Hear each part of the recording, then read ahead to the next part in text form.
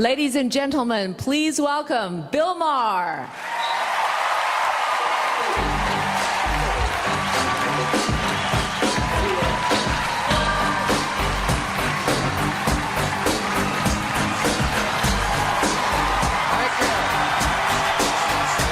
Thank you very much. How you doing?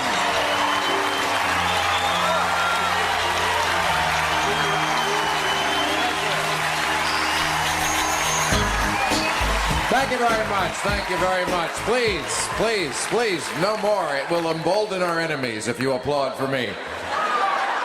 Please, I know who won the election. In fact, let's start off the right way tonight. Praise Jesus, ladies and gentlemen. Praise Jesus. And welcome to an evening of faith-based humor and Christian conversation. But I am going to try not to be too angry tonight because, you know, I am angry about a lot of things. I'm sure you are too. I tell you what I'm mostly pissed off about. I am mostly pissed off that not enough people are pissed off. That's, right? That's what I got.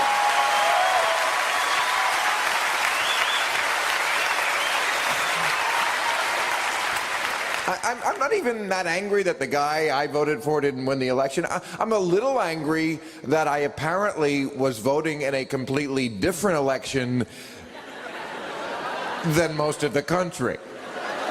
I thought we were having a rational discussion about how best to protect ourselves in perilous times, and actually it was a referendum on boys kissing. I didn't know that. Nobody told me that.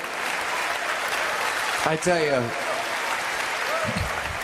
when homophobia trumps terrorism as an issue, wow, this country needs to get laid. This really.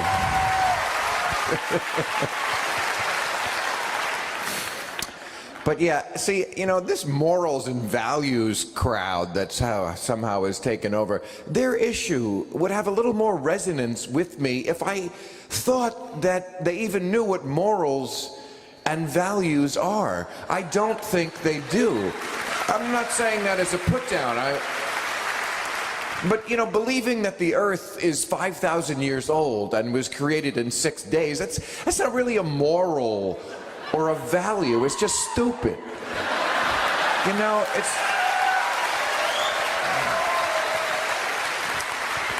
What they're talking about are rituals, superstitions, traditions, personality cults. You know, I was taught morals and values were choices we made about how we treat other people. Fairness, kindness, tolerance, generosity, honesty, courage. Those are actual morals and values. And by the way, they can be actually measured. You can measure what you value. For example, we found out just last week that airport security in this country 3.5 years after 9/11 still sucks.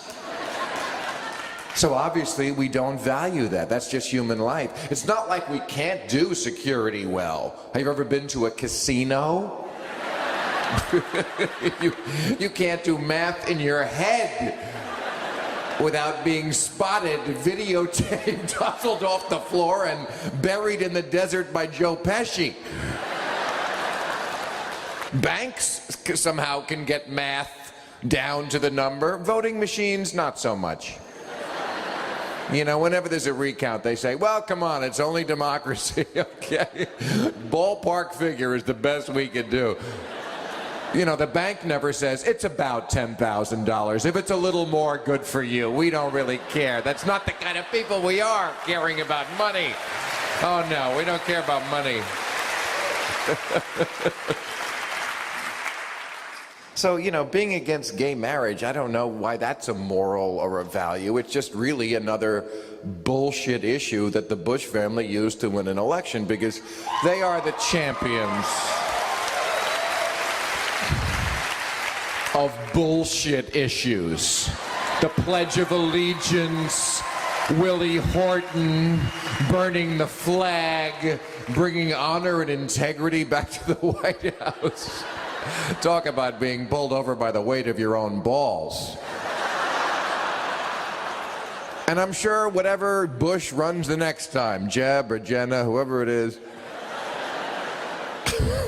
I'm sure Karl Rove will come up with another complete, stupid, bullshit issue. You know, no sex on Christmas. You can't fuck on Jesus' birthday. My opponent wants people to fuck on Jesus' birthday. You know, some issue like that. Let's put the fetus on the $1 bill.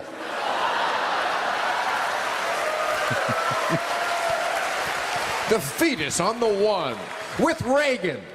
Reagan and the fetus on the $1 bill. My opponent is against, you know. Why, poor Ronald Reagan, the liberal media only gave him a 2-week funeral. Did you see that shit? It wasn't until the 4th or 5th day I said to myself, no, I really think he is dead. I do. I wasn't buying it up till now. Oh, God bless him. He ruined it for everybody because, you know, he was a naturally sunny candidate. Now all the candidates want to be that, and of course they're not. So we have this childish fight every election cycle about who's more optimistic. What about more realistic? Is there any other country in the world that needs this much sunshine blown up its ass? You know, the politicians aren't any prize, but the voters are such pussies. They really are. Right up until the end, I heard people saying, I don't know if I'm comfortable with John Kerry. Who gives a shit if you're comfortable, you stupid schoolgirl? You don't have to fuck them, just vote for them.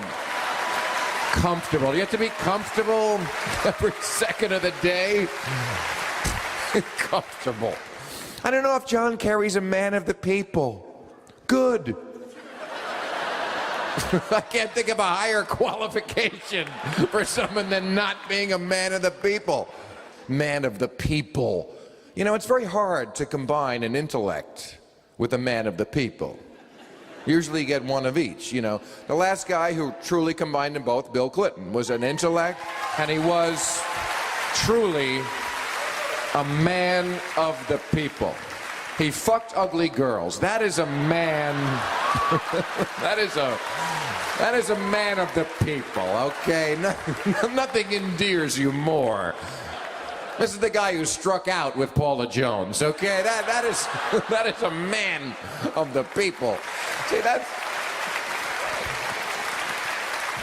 I guess that's what I don't get about America, the priorities.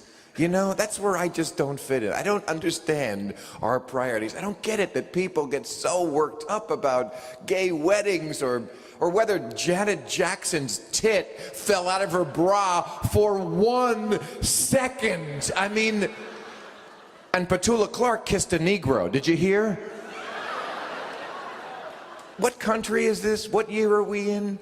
Janet Jackson's milkshake was on television for 1 second, and America was permanently traumatized. I tell you, when that shit was going down, I was telling people, I'm Swiss. Really, no, I live here now, but I'm actually a Swiss national. And I know the right wing hears that and they go, there you go, Bill Maher, hating America first. You know what? I don't hate America first. First, I have my coffee. Then, no. No. No, I don't hate America. I love America. I love America, and what I would say to my right-wing friends is that I don't hate America. I'm embarrassed, okay? I'm embarrassed, like, from shit like this. I'm embarrassed that America has been taken over by cretins like you, who I have to now be represented by. There's a difference between hating it and being embarrassed by it. I mean, if you hadn't seen the Janet Jackson episode, you know, because you sneezed, and you had just seen the reaction, you would have thought that Justin Timberlake took out his dick, stripped her naked, and did her over the back of a chair, Kobe style. then the reaction would have fit what happened. Then I would have said, okay, they're right, that is too far. No, that not after Aerosmith. I mean, come on, people. You know, because that's what people said. It was like, yeah, but it happened at the Super Bowl. Oh. Right, I forgot it happened at church. Last year, Linda Ronstadt was performing in Las Vegas. You saw this at the Aladdin Hotel, and she dedicated a song to Michael Moore. Half the audience, the conservatives, stormed out. They tipped over the tables, they threw drinks. I mean, they got less worked up when the lion ate Roy. You know, why do we always have to be the stupid country? Yeah, you know, why can't we be a hip country for once? Why can't we be one of those countries where the president has a permanent tan and expensive suits and a Versace mistress, and there's pictures of them fucking on a boat, but nobody cares because that's amore. You know, why can't we be that country?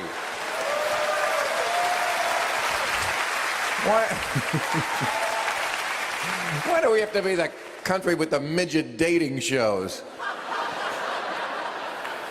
I tell you, when you go to the midgets, that is the end of the empire. I studied old Rome in college. All the pictures are midgets chasing big-breasted women. Or as we now call it, the Fox Network. Oh, I can't, please. But I'll tell you something, reality television, that was not a good thing for us. No, it was not good for us to see us, because we're not that good. No, seriously, reality television is not good, clean fun. It's cruelty, and people enjoying cruelty. Every show, right? I mean, it's ostracism. It reminds me of grade school. Every show is, you're off the island. Your singing sucks. You're not hot enough. Sometimes the politicians say, you know, if we only had a government as good as the people. Really? Which people? These assholes? Because these people are not good. And it's funny, sometimes I watch the news at night and it's always Iraq, the lead story, and you see these young soldiers over there, and no matter what you think about how we got there, you got to give it up to these kids who, they're there, the mission...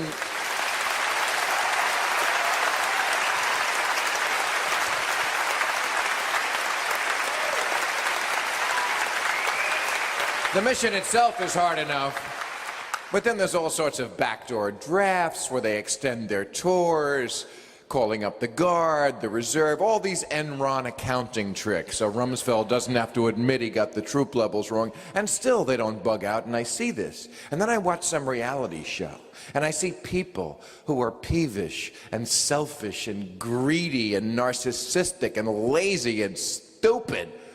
And I think to myself, why is this first group of people defending this second group of people? I really would like an answer to that. You know, if he had just kept it real about Iraq, George Bush, he'd have had me at hello. He really would. If instead of trying to scare us that Saddam Hussein has a death ray, you know. If he had just come out there and said, look, it's a Texas thing. You know, they tried to kill my daddy. And I will never be able to sit down with my family again in peace until I have Saddam Hussein's head on a stick in the middle of Baghdad. Or as it's now known, the Galleria at Halliburton Square.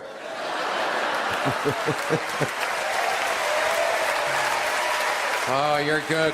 You're good. That's why I came here. How about this for a new rule? New rule, people from Texas can't be president. How about that? Wouldn't that solve a lot?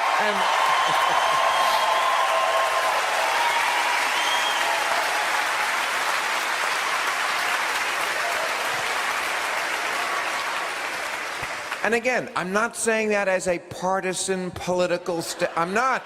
I'll prove it to you. I said I'd prove it. Because I'm also talking about Lyndon B. Johnson was from Texas, was a Democrat, got us into Vietnam. People from Texas just think differently, okay?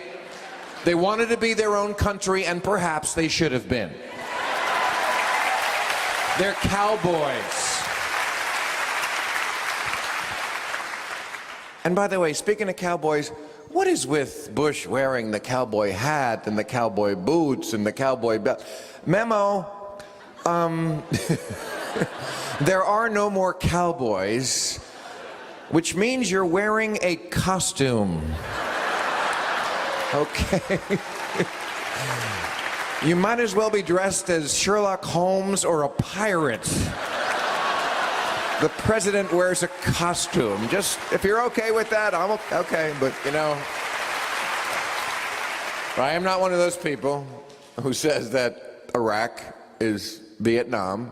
First of all, in Vietnam, Bush had an exit strategy.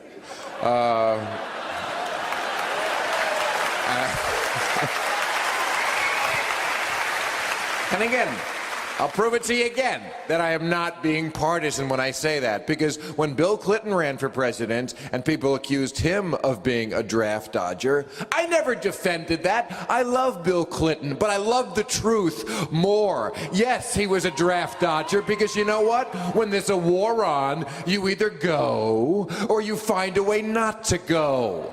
Bill Clinton found a way not to go. Draft dodger, same as George Bush, a draft dodger. His flashbacks are of blackouts.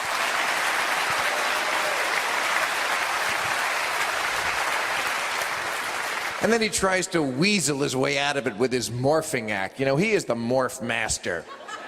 You know, he morphed monogamy into integrity. He morphed bin Laden into Hussein. And he tried to morph his National Guard service in 1968 with the National Guard service of today. You know, yeah, back then it was a way to get out. Now it's a way to get in. That's a dirty trick we play on those guys. They think they're signing up for paintball on the weekends. And they wind up in Fallujah. But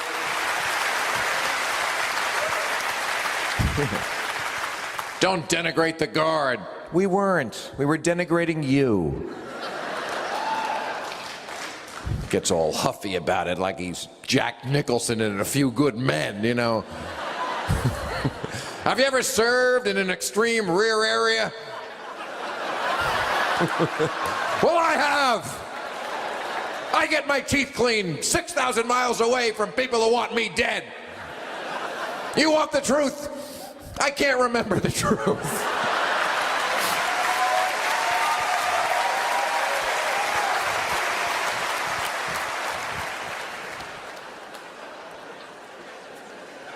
And you know, this draft dodger stuff, I bring it up because it is relevant. It's relevant because if George Bush had gone overseas, like so many brave young Americans do, he would have come to understand what all of them understand, which is that people who are not like us are really not like us, okay? Every time Bush talks about they hate us for our freedom, I just want to slap him in his two-dimensional mind, okay? They hate us for our freedom. They hate us for our freedom. You ought to get a fucking parrot. They hate us for our freedom. They hate us for our freedom. You tell them, Fluffy. They hate us for our freedom. That's right. And that's the problem, I have to say, with this president, is that he's very, what they call, ethnocentric. You know, he only sees the world through his eyes, through the eyes of his culture. I'll give you a good example. After bin Laden slipped through our dead or alive dragnet in 2001, we put out a bounty on his head of $25 million.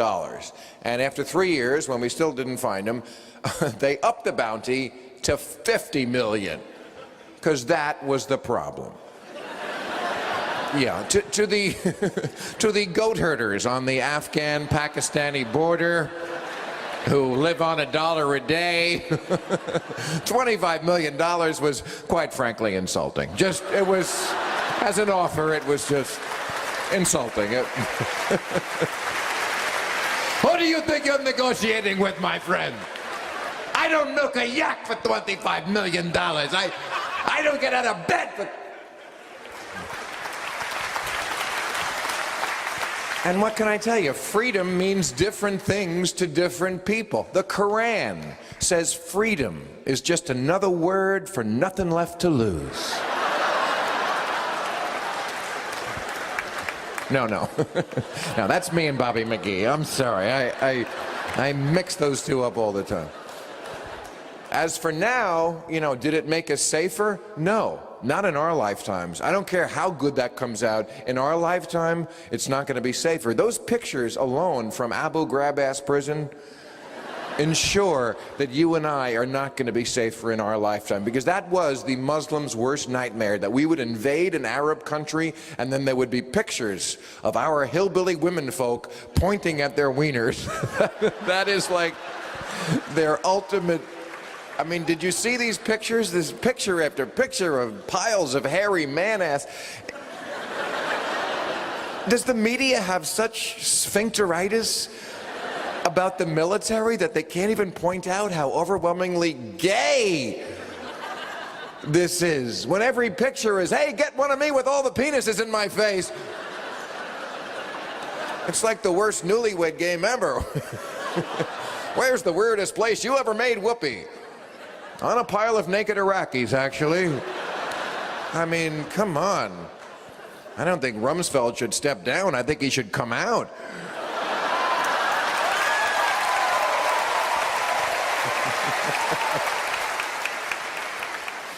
Yeah, I guess what's most confusing about Iraq is people think of the Republicans as, if nothing else, efficient. So how could they do this war in such a bad way? This was supposed to be the efficient people. This was the CEO administration, right? That's what they ran on. The Clinton White House was a dorm room. People were late to meetings, and there were pizza boxes everywhere, and people getting blowjobs. I mean, it was a disgrace.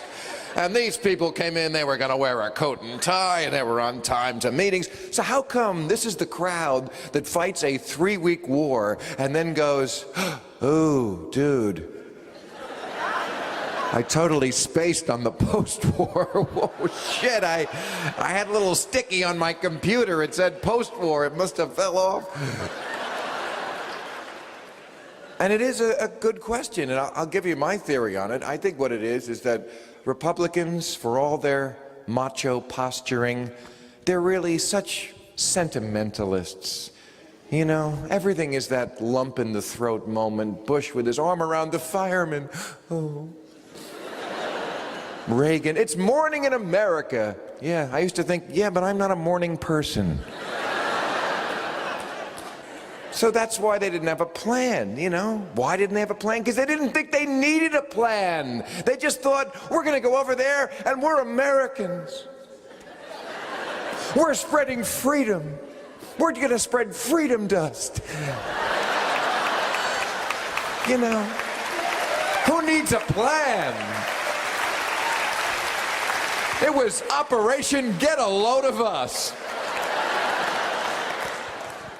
So, you know, even if they did wind up getting the big picture right, and that still is something of an if, you know, just the way they fucked it up all along the way, the amount of people who had to die needlessly, the bad judgments, and then during the campaign, Dick Cheney had the nerve to make John Kerry's judgment the issue. That's what he kept saying. Can't trust wild man Kerry's judgment. And I thought, oh, good. Let's have an election based on judgment about national security issues. How about the judgment to piss off the whole world so that we had exactly one real ally for Iraq II, the search for Curly's gold?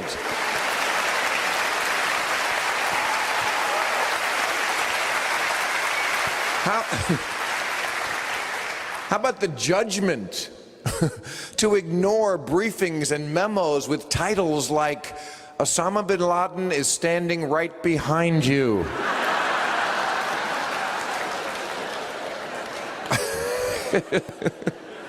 How about the judgment not to hold anybody accountable for these massive intelligence failures?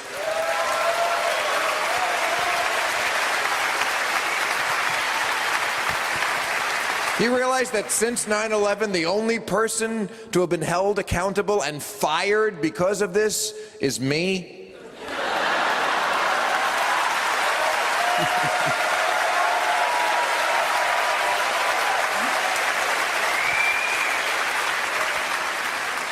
How about the judgment on 9/11 to keep reading to school children when you are told the country is under attack? I mean, talk about being nonpartisan. How much of a partisan pretzel do you have to twist yourself into to work backwards to, yes, when a president is told that the country is under attack, the proper thing to do is to freeze, to choke, to sit there like Forrest Gump.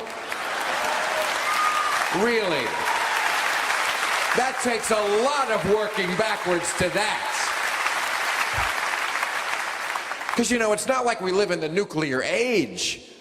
Oh, wait, we do live in the nuclear age. In fact, Bush and his buddy, Mr. Blair, sold this war partly by telling us that Saddam Hussein could reach us with his nuclear weapons, which he didn't have, in 45 minutes. 45 minutes! But 7 to sit there while your piss dries, that's okay. You know, 7 minutes is a long time in the nuclear age. This is not 1780. Sir, the British fleet has left Portsmouth. What? Well, get moving. Even that guy would have gotten up, you know. They'll be here in 3 months. 3 months? Well, what the fuck are you standing around for?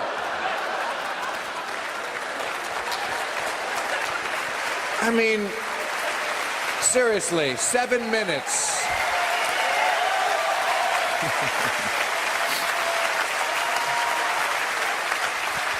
7 minutes is a long time. Layla is 7 minutes long. This, even with the end part, with the guitar solo and the Dwayne Allman and the birds chirping. So, I know Republicans pride themselves on being loyal, and they are. But loyal to what?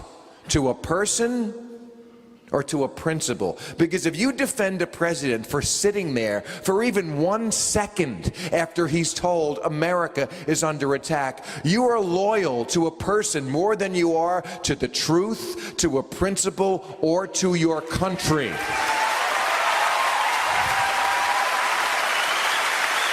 You know,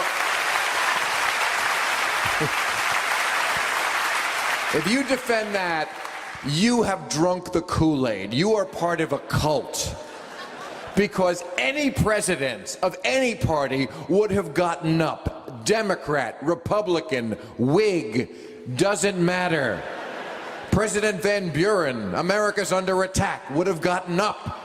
President Reagan, America's under attack, would have gotten up. FDR would have gotten up. He couldn't even get up.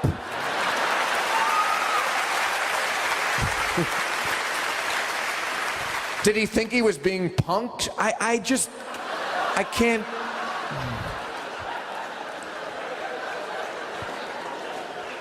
Just out of curiosity, you know, I would think just curiosity would make a person get up when someone comes in and says, America's under attack. Oh. You mean North America? By who? Nuclear attack? Conventional? I've got to know. I'm just nosy that way.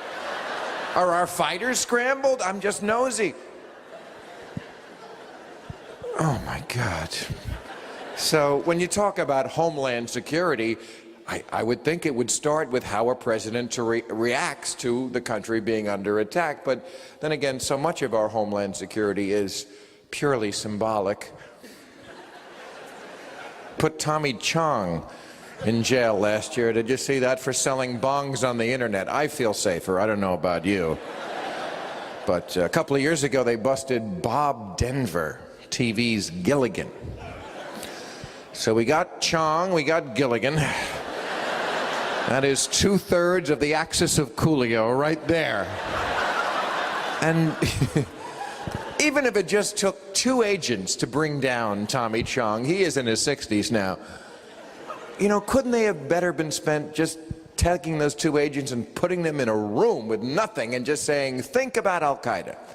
I mean, wouldn't that, take one of Tommy's bongs and really think about Al-Qaeda.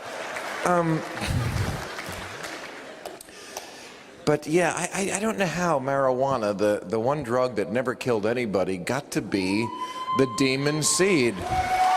It's just amazing. It's such a triumph of negative marketing.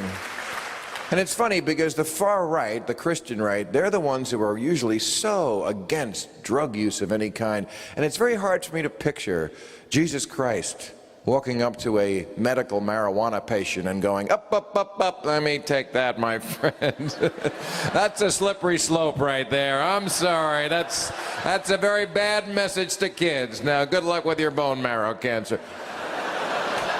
Because, you know, it's always a slippery slope to kids. That's, you can get them, you always get the voter on that one, you know? It doesn't seem like an adult twisting up a fatty to watch Nick at Night is doing any harm, but that's a slippery slope to your kids blowing people behind dumpsters to make money for their heroin habit.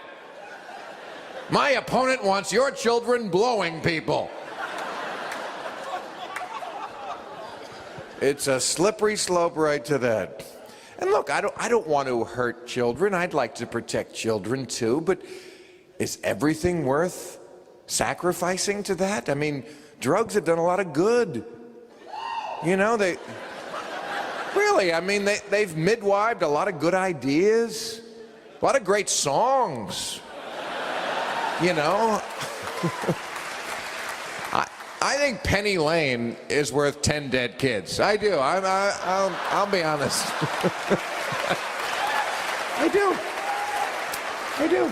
I think Dark Side of the Moon is worth 100 dead kids. There, I said it, okay? I guess what's so frustrating about the drug movement is that it's not much of a movement. That's too many stoners involved. But no, but I mean, that is one problem. But also just the inconsistency. The fact that somebody like Rush Limbaugh, who has made a career preaching that anybody who does drugs has got to go right to jail, do not pass go, no questions asked, right to jail, gets caught doing 30 OxyContin a day. 30 OxyContin? Do you have any idea how high that is? I don't, and I've been pretty high. But, wow. 30 OxyContin. This guy is putting up Elvis numbers, ladies and gentlemen.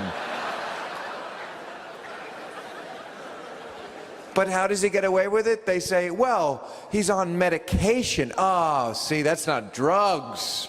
Oh, no, that's medication. Well, you know what, pal? We all got our medication, don't we? They can have an ad on TV that said, ask your doctor if Jack Daniels is right for you. And it would not be out of place thematically. And I guess if I have any theme here tonight, it would be that this is just legislating taste, and there's nothing that bothers me more than that, and it's what we do all the time in this country. We legislate taste. There is nothing about preferring the high of OxyContin that makes you morally superior to someone who prefers the high of pot or mushrooms or crack. I mean, this guy...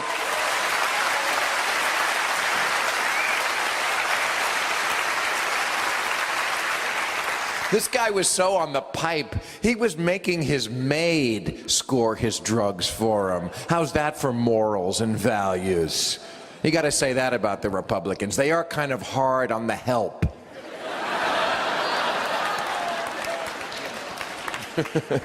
Rush Limbaugh with the maid, Strom Thurmond with the maid. You saw that story? Oh, my.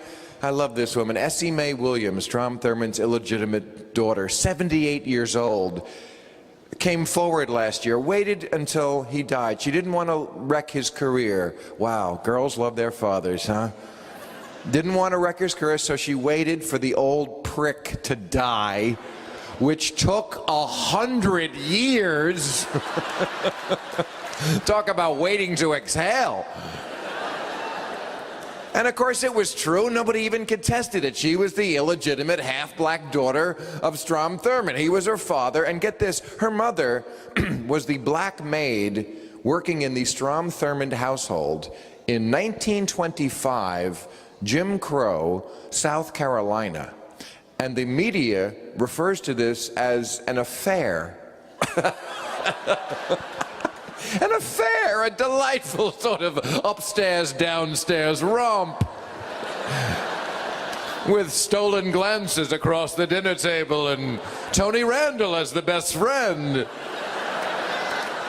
Rape would be the word I would use to describe a situation where one person cannot say no. That would be called rape. Thank you. Calling this an affair is like calling pedophilia a lifestyle choice. But you know, black folks did get a little payback recently. The FBI reported that there was a new class of prostitutes in America, and they are teenage suburban white girls. I love this. I do. Teenage suburban middle-class white girls are selling their asses at the mall to make money to buy things at the mall. It is adorable. Little ass, but you do not. Therefore, as a public service, I have translated into white a number of rap lyrics that I would like to read for you now. Because I'm telling you, you don't understand what these words are, and I'm not going to read the rap lyrics themselves because I'm telling you, you just wouldn't understand them. But I promise these are faithful renditions into white. A little something I like to call Master P's Theater. Our first selection is from the Notorious B.I.G. with lyrics by Mr. R. Kelly. This selection is entitled, I'm Fucking You Tonight. That is the actual title, I promise. And here is the translation. This evening we won't be dining, we'll just be having intercourse. You'll surely appreciate my stamina and the fact that I own a late model European sports sedan.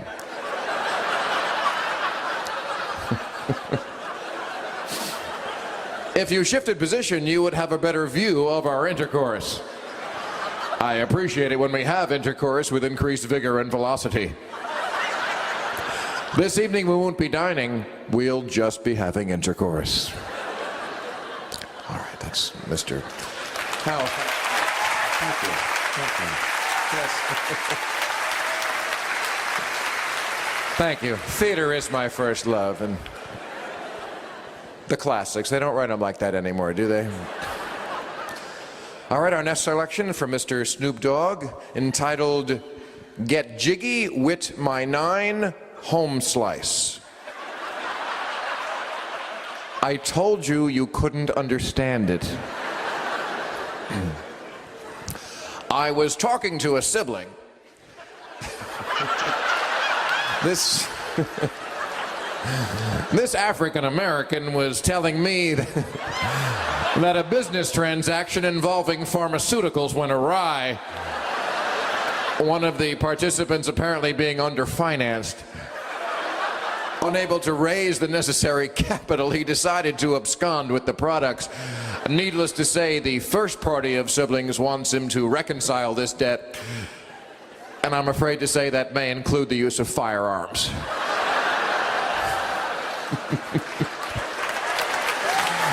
Thank you. Oh, you're very kind.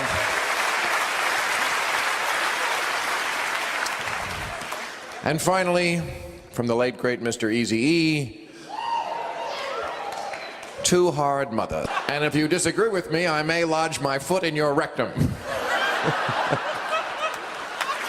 The crowd to be horny. You know, my friend Ann Coulter tells me all the time. Oh, I know, but she's very different when she's coming. No, it's a joke. It's a joke, I'm kidding. No. Thank you, but she always says liberals have joyless sex, and it reminds me that in addition to a war on drugs that we never stopped after 9/11, we also still have a war on sex. Before he left office, Ashcroft passed down an indictment against the porn industry. He named 5 videos. I'm going to tell you one of the titles, not because I want a cheap laugh, but because I want you to understand where your tax dollar is going. One of the titles was 1,001 Ways to Eat My Jizz. Apparently Ashcroft was okay with the first 999, but the last 2 just set him off. That is no way to eat jizz. And, you know, believe it or not, here's something I have in common with John Ashcroft, which is that I don't really also have any desire to watch movies about people eating jizz. The difference is I don't ask that you legislate my taste. I don't ask that my opinion be made into the law. You know, if it's your opinion that beer is a better drug than pot, well, you're wrong, but, you know, I respect that. I mean, I don't actually respect it, but I let you have it, whatever. If it's your opinion that having children is the greatest thing a person can do, God bless you, many people would agree with you. But again, it's still only an opinion, and there shouldn't be a prejudice against single people, and there certainly is. In the workplace, single people know. When the family guy needs some time off, it's always, you know, go ahead, Bob. You got twins in the school play. What if I have twins in the jacuzzi? Huh? But we do it all the time. We legislate taste. We do it with the tax code. Churches and children get a tax break because it's assumed that we all agree that we want to encourage churches and children. I don't. I don't. That's my opinion. I don't want to encourage either churches or children, and it's a very bad idea to put them together. In fact, if I had to give one bit of advice to kids, I would say this. Kids, never have sex with a priest. No, I'm not kidding. Because when you have sex with a priest, you're not just having sex with that priest. You're having sex with every kid that priest had sex with for the last 10 years. And that could be a lot of kids, because they transfer them from diocese to diocese. You don't know where these kids have been. I'm just saying. When you send your kid to Mass, put a condom in his pocket. Put a condom. Children's safety, that's what it's all about. Come on. Nothing's more important than children's safety. Got you there.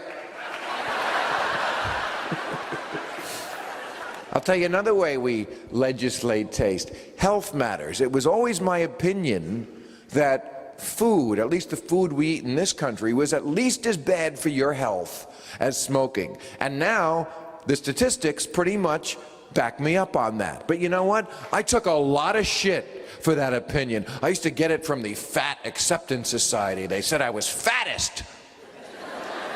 They issued a fatwa on me.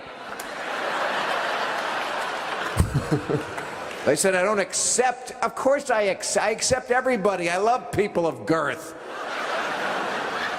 I just remember when I used to be a smoker, that there was just no end of the shit that you could give to smokers. You could sue them and shame them and punish them and overtax them and make them huddle in doorways like a hooker.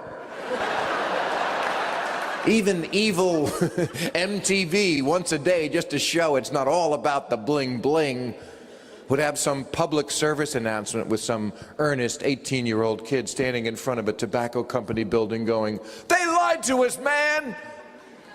And America would applaud. You know, America loves to applaud bullshit. They lied to us. Of course they lied to you, fool. They're drug pushers. Tobacco companies are drug pushers. That's the given. Of course they're going to lie. The bigger lie was the one we told ourselves, that somehow we couldn't resist the tobacco companies. How are we to know it was bad for us? The cough? So, you know, that was the beginning of the moral rot, which now, to my view, has culminated in the gastric bypass operation. You know this, where people have their stomach stapled and then they take a big victory lap. "Hey, you lost 150 pounds. How'd you do it?" How'd he do it? They took out the organ that digests the food. What do you mean, how did he do it? And you stuck with it, huh? This is like crazy gluing your nostrils shut to quit cocaine and then getting a big pat on the back about it. You know, we last year passed in our Congress this giant Medicare entitlement prescription drug bill because it's important to keep our seniors high. And it's going to cost literally trillions and trillions of dollars. And while they were debating this, nobody ever stood up and said, "Excuse me, why are we so sick? Why do even older people need this amount of drugs?"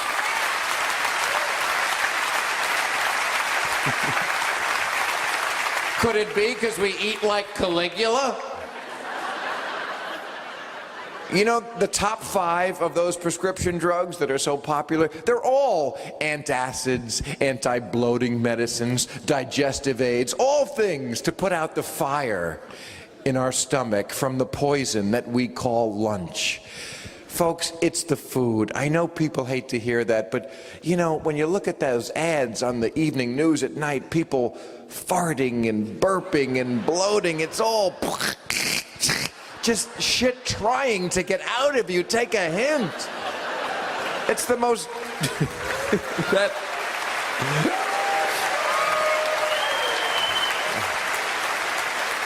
that evening news is the most depressing show on television. Not because of the news, it's those ads. Every ad is people I can't chew, I can't digest, I can't go to the bathroom, I can't stop going to the bathroom, I'm flatulent, I'm incontinent, I'm constipated, I can't get a hard on, I'm depressed. Oh Christ, you're depressed.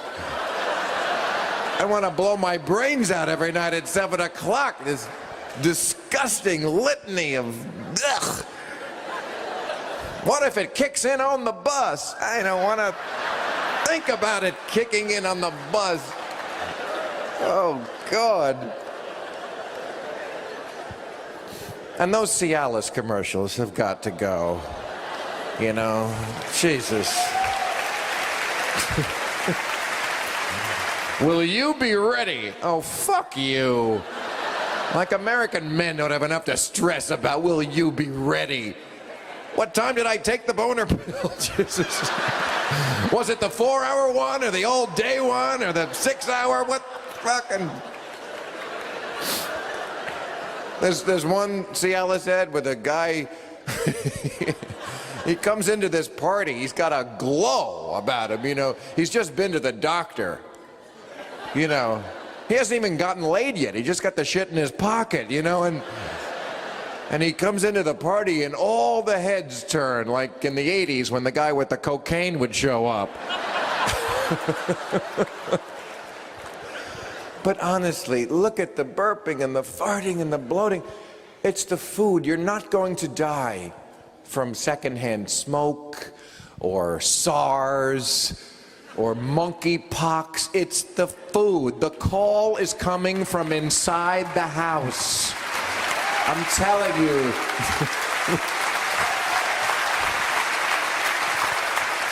The killer is not West Nile or avian flu or shark attacks. It's the buffalo wings.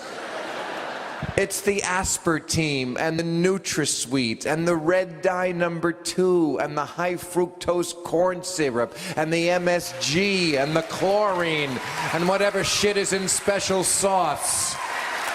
It's the steroids, hormones, and antibiotics that are in the beef. I wouldn't touch a hot dog unless you put a condom on it.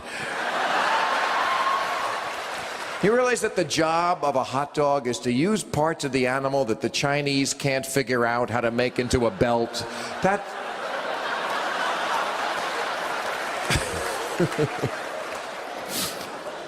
You know, we feed cows too sick to stand to people too fat to walk. And then we wonder why these diseases spring up. Mad cow and AIDS and Ebola. You know, nature, it doesn't ask a lot. It really doesn't. Don't ground up the cattle and feed them back to each other. And don't fuck the monkeys, you know? Not big requests.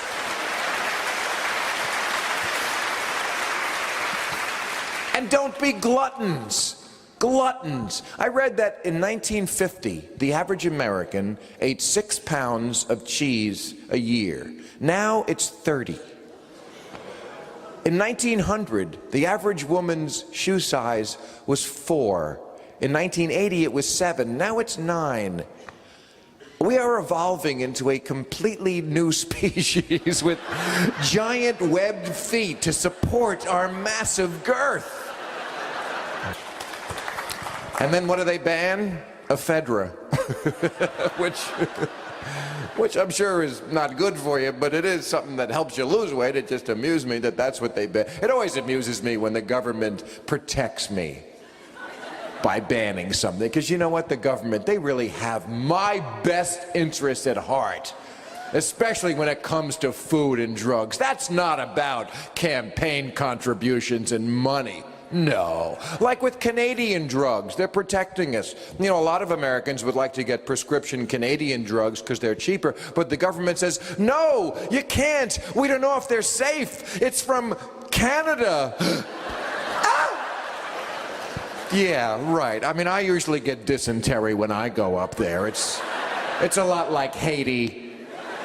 Yeah, I mean, the thought of these filthy native tribesmen in Toronto brewing up batches of Zoloft in their unclean cast iron pots. Thank you, government, for protecting me. But ephedra, that one surprised me. They must have missed a payment.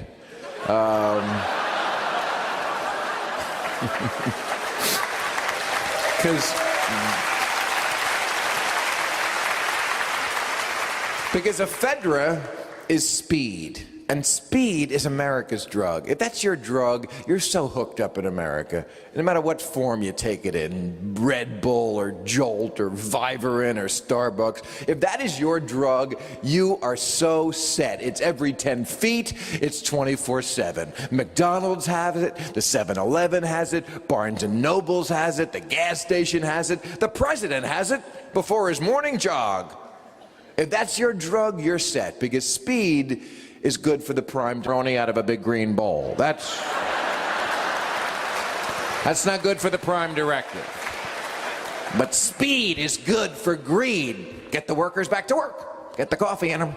Get the hamsters back on the wheel.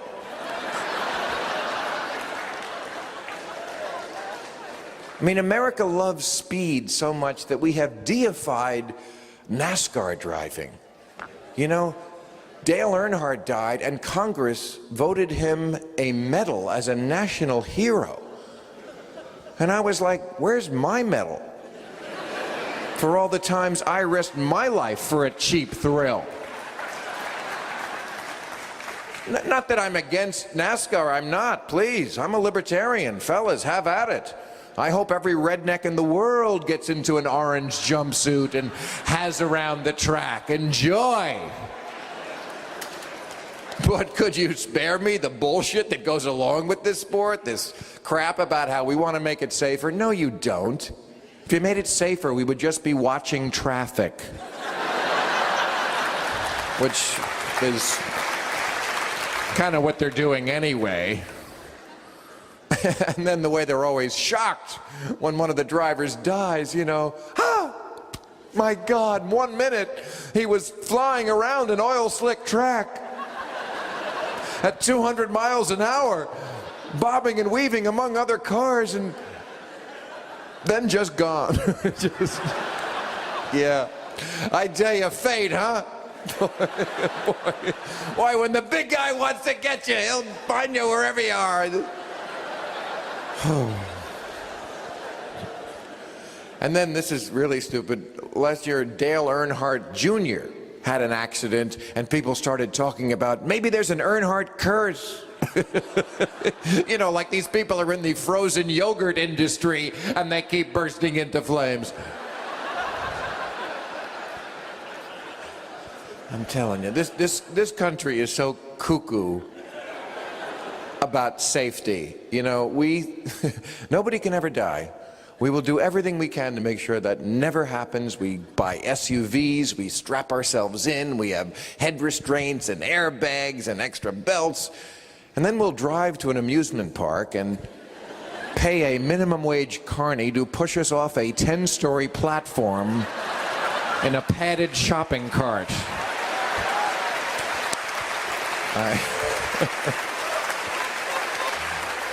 Every accident that ever happens, no matter how freakish, people say, we have to make sure it never happens again.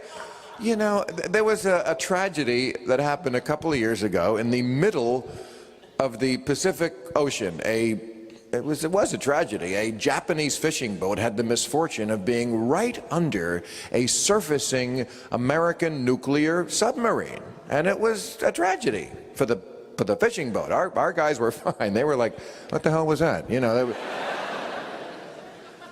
And then, of course, there have to be all these commissions and court-martials, and they brought the admiral up on charges, all to make sure it never happens again, as if it ever would. Have you ever been on the ocean? It's big. Oh, it is virtually an ocean of water. It is. I mean, you know, I'm sorry, I'm not to be cruel, but if you're a Japanese fisherman and you wake up one day like every other day, and by noon you have a Los Angeles-class Trident submarine up your ass, it was just your day to die. I mean, I don't know what people don't get about dying, and it's not the worst thing that could happen to you. But when they take it to stem cells, you know, that to me is just going way too far on the other side of the equation.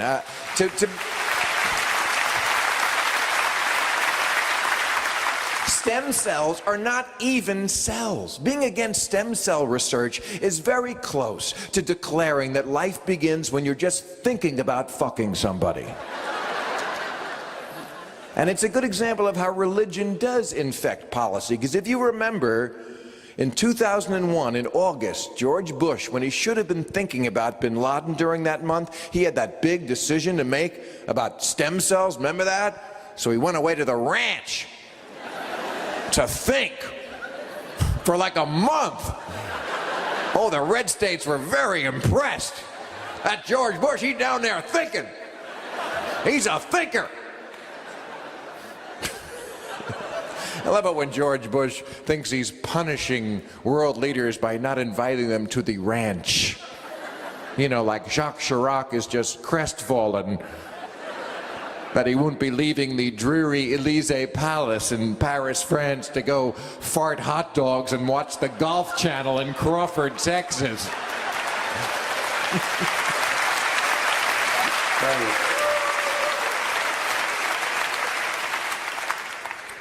But yeah, he went down to the ranch to think about stem cells, and then he emerges like a month later with this King Solomon-like decision where he has split the difference that the media hails as so wise, as if it is wise to split the difference between people who really could be helped and your right-wing nutbase who would rather see research go undone, all because some microscopic goo on a subatomic level might, what, one day grow up to be a Republican? I don't know. I just...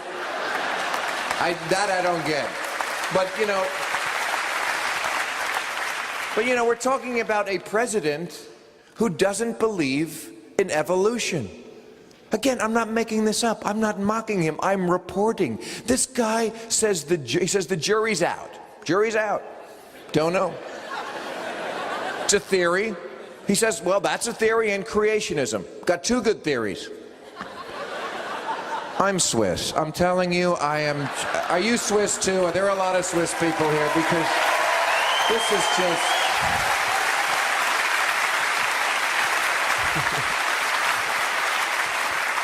And I know people are saying, Bill, you're so mean, ridiculing religion. I am not ridiculing religion. It ridicules itself, okay? I'm not the one being hostile. I'll tell you what I think is hostile.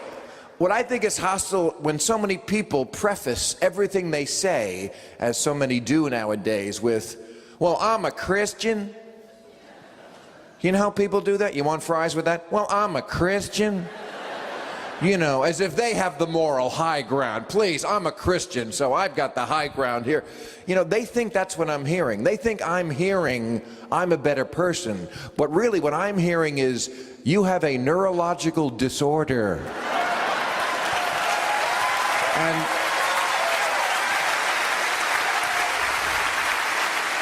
same as when they say, Jesus is always with me. I'm hearing, okay, that's called having an imaginary friend. Which is okay when you're a child.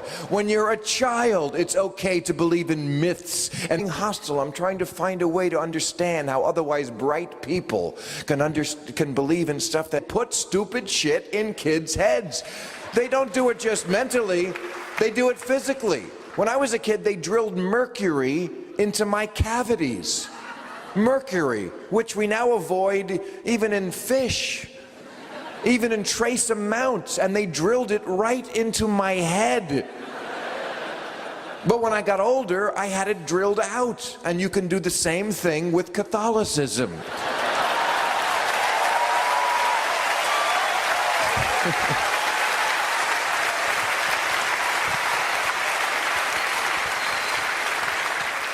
I personally have been studying Kabbalah in Us magazine, which apparently is where they keep all the lore of that religion. Well, seriously, does anything make people do stupider things than religion? The Supreme Court this year heard the case about the 10 Commandments. This is my favorite of the last couple of years about religion, because, one of the 10 Commandments says, don't worship statues. So in Alabama, they made a statue of the 10 Commandments and worshipped it. Wow, that's powerful stupid. I mean, that is seriously powerful. And again, I'm not making it up, I'm just reporting. And of course, besides the fact that you shouldn't drag... No, I gotta get that from a burning bush. I gotta get that from a burning bush, unless I see that in a bush. It's just, these are troubled times. We have to think our way out. We can't faith our way out. It's not a coincidence that so much of Bush's base are faith people, because Bush works in mysterious ways. It helps to have faith. It really does. But religion, it stops people from thinking because they think all the answers are in that one book. It impedes progress. It justifies crazy people. Flying planes into a building was a faith-based initiative. And matters of otherwise common sense become points of debate, like gay marriage. Would we even be having this discussion about whether gay people can marry except for religion? Of course the Catholic Church doesn't want gay men to marry. Half the priesthood would walk out the door the first day and marry the UPS driver.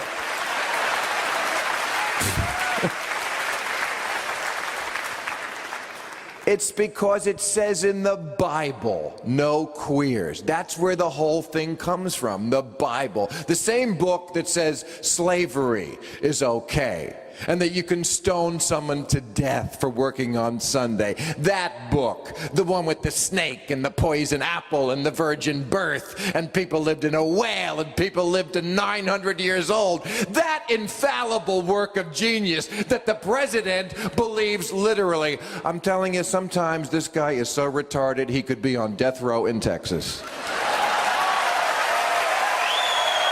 Well, no. Okay, no. That one was a little partisan. Okay, I'll give you that. And of course, what's so sad about it is that in this country, we really don't even have any party to represent us on this issue. The Democratic Party doesn't represent my views on this issue. The Democratic Party believes in civil unions. Why? Because they read the polls, and the polls say that Americans think that gay marriage threatens their marriage. Why? We don't know that yet. Maybe because it looks more fun. So they don't represent my view, and neither do the Republicans, of course, because their base believes it's an abomination. They actually believe that gay marriage will lead to more homosexuality. Because a lot of guys, probably like me, we're just looking for a little legal cover. Yeah, there'd be all sorts of man-on-man giant blowjobs breaking out in sports bars, except for the law. It's the law that's holding us back. So in the interest of taking this issue off the table, I have suggested in the past a few compromises, because, you know, this country was built on compromises, really stupid compromises. For example, in the Constitution, black people are 3/5 of a person. Wow, that's really a stupid compromise. And it goes on today. Medical marijuana. In most states where the voters have passed the right to have medical marijuana, the feds don't recognize that. So it is legal to possess it, but not to obtain it. You can have it, you just can't get it. I'm not kidding. It's illegal for a doctor to write a prescription. You can't transport it, you can't buy it, you can't sell it. But if some of it falls out of the sky and into your mouth, you spark up that chronic, that is all you. So,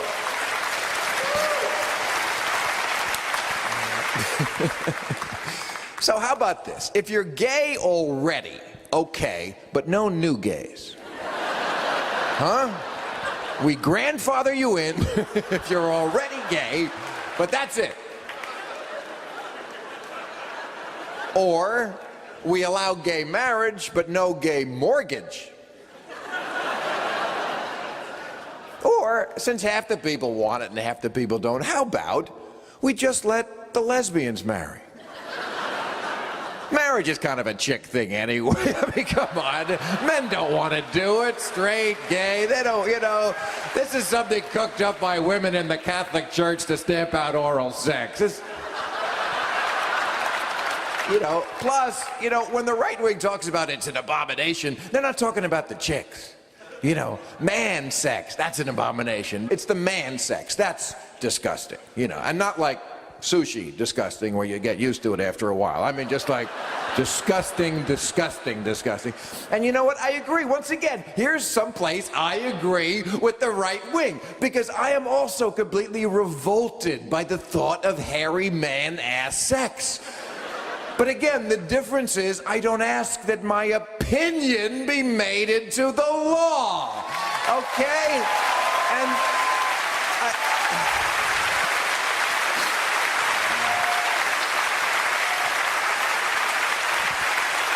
I have to tell you, I think I relate to this issue so much because of marijuana, because I am a pot smoker. I know I hide it well. But, you know, what the Democrats are saying to the gay people sounds so much like what people have always said to me about marijuana, which is, Bill, what do you care so much if marijuana is legal or not? You can always go outside the restaurant after dinner and smoke your pot in the alley. I've seen you do it 100 times. And that's That's like what the Democrats are saying. What do you care if we call it civil unions? You get most of the same benefits. And my answer to both is, fuck you. Fuck you. You go outside after dinner and drink your brandy in the alley. You call whatever's going on under your roof a civil union. Either we're all drinking from the same water fountain in this country or we're not. Now, some people are just born 100% Will and Grace, Over the Rainbow, Pottery Barn, Fire Island gay. And they don't need reprogramming. They need a man with a slow hand. I just think it is ridiculous that gay people should have to interrupt their lives to fight this battle, especially at a time when we're supposed to be teaching the world a lesson about freedom. Remember that? The hate is for our freedom. The hate is for our freedom. What happened to that? The hate is for our freedom. Hey. You know what my message is to the terrorists? Hate the Dutch, okay?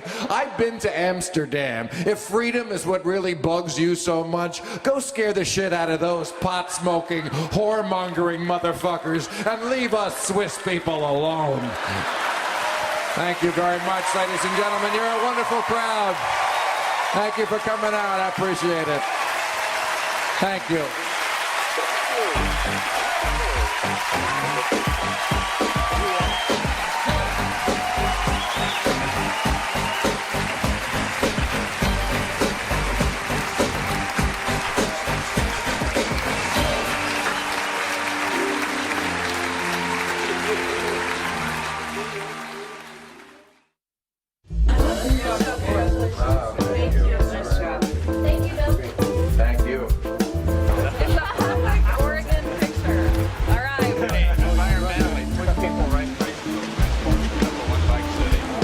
Thank you, Bill.